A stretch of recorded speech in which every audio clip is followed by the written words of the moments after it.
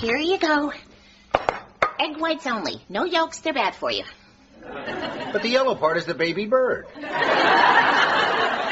That's the part I want to eat. Sorry. Too much cholesterol, which also means no bacon. Just good old heart-healthy ham.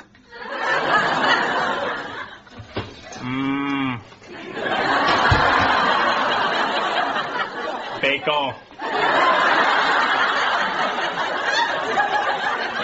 That is so good.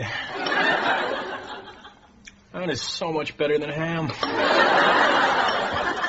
And for you, my famous chocolate chip caramel whipped cream pancakes.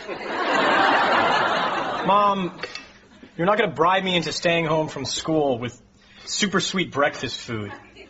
Where are my sprinkles? No, the pancakes are an apology. I overreacted before. Of course you have to go to school. So that's it? It's no guilt? That's right. What a nice, warm family moment. Let's celebrate. With bacon.